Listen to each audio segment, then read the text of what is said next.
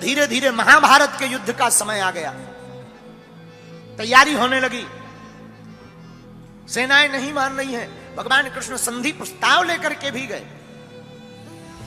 लेकिन दुर्योधन नहीं माने। आहा, भगवान समझ गए अब युद्ध होगा, तो अर्जुन से कहा, अर्जुन जी अब युद्ध के बिना काम नहीं चलना है, अब हनुमान जी को बुलाओ। वो जो वचन दिया था कि जो हम कहेंगे वो करेंगे, अब वचन निभाओ। कृष्ण और अर्जुन जी भगवान बोले चलो अर्जुन जी से। अर्जुन हनुमान जी के पास आए, अर्जुन भगवान कृष्ण हनुमान जी के पास आए, कहा कि आज अब आज्ञा का समय है, आपने जो शर्त हारी थी अब उसको पूरा करना है। हनुमान जी बोले आज्ञा करो। अर्जुन जी बोले सरकार बताओ क्या मांगना है। भगवान कृष्ण बोले अर्जुन, राम अवतार में हमारा युद्ध इनके बिना पूरा नहीं हुआ था, और कृष्ण अवतार में भी हमारा युद्ध इनके बिना पूर्ण नहीं होगा। अर्जुन जी बोले इनकी क्या जरूरत है, क्या हम कम है? भगवान बोले कम तो हम भी नहीं थे। भगवान कृष्ण बोले कम तो हम भी नहीं थे, फिर भी हमें इनकी जरूरत पड़ी। अगर ये ना होते तो वो युद्ध पूर्ण नहीं होता। अर्जुन जी बोले मतलब समुद्र पार कौन करता अगर हनुमान जी ना होते? अगर हनुमान जी सहाय नहीं होते तो युद्ध नहीं जीतते। और महाभारत में भी युद्ध है, अर्जुन बिना हनुमान जी के नहीं जीता जा पाएगा। हनुमान जी बोले अब आज्ञा है तो ठीक है, लेकिन हनुमान जी हाथ जोड़ के विनोद में बोले सरकार हम तो राम जी के चरणों में रहते हैं। भगवान कृष्ण बोले हमारे सिर पे रह लियो, हम राम जी के चरणों में रहते, इस बार हमारे सिर पे रह लेना। देखो यही भगवान की दयालुता है। राम अवतार में जो राम जी के चरणों में हनुमान जी थे, रघुपति प्रिय भक्तम श्री राम दूतम शरणम प्रपद्ये कौशलेंद्रो दासोहम, जो राम जी के चरणों में हनुमान जी थे। पर यही कृष्ण अवतार में उल्टा हो रहा। कृष्ण अवतार में हनुमान जी कृष्ण भगवान के ऊपर ध्वज के ऊपर विराजमान है। यही विषमता है।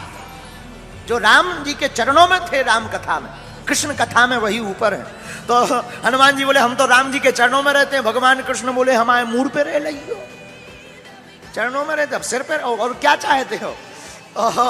अच्छा बोले महाराज और तो सब ठीक है, एक बात हो। बोले क्या? बोले महाराज बात यह है कि हमारी एक आदत है। क्या? बोले युद्ध के बीच बीच में सत्संग सुनने की आदत है। अर्जुन जी बोले जय हो। हनुमान जी बोले क्यों?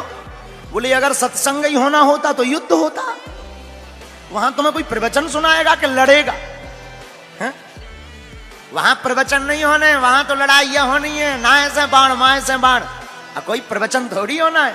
हनुमान जी बोले देखो हमारे राम जी तो बहुत अच्छे थे, धर्म रथ का वर्णन करते थे युद्ध में भी। बोले हमको बीच बीच में सत्संग सुनने की आदत है। अच्छा आदत क्यों है? राम चरित्र सुनबे को रसिया, राम लखन सीता बसिया,